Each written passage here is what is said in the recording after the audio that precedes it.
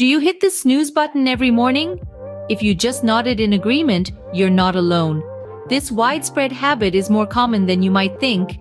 In fact, a recent survey revealed that nearly 70% of respondents confessed to using the snooze button or setting multiple alarms, pushing back their wake-up time by an average of 22 minutes.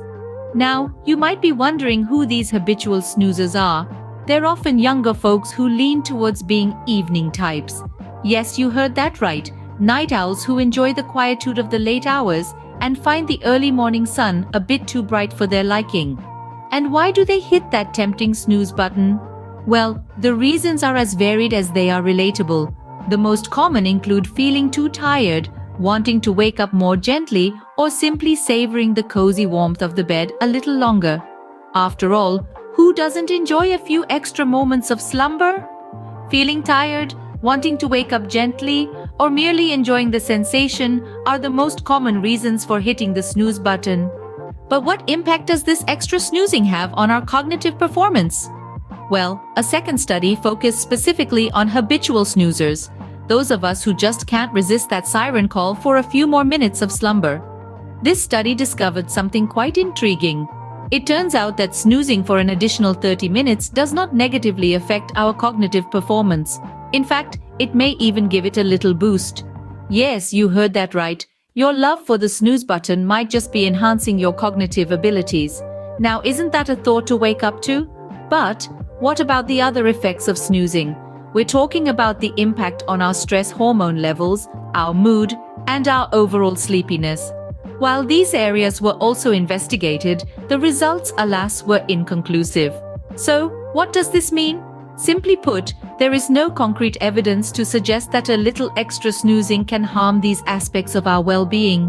While more research is needed, the initial findings are promising, especially for those of us who cherish those extra moments under the covers. So, it appears that an extra half an hour of snoozing might not be as detrimental as commonly believed. So, go ahead, hit that snooze button, and give yourself a few more minutes of dream time. After all, who knows what cognitive advantages you might be reaping? So, should you ditch the snooze button or give it a few more minutes? This question has sparked many debates, but recent research suggests that the answer might not be as straightforward as you'd think. According to a survey, the act of hitting the snooze button does not have a negative impact on cognitive performance, and it might even enhance it. This is especially true for individuals who find joy in those extra minutes of sleep.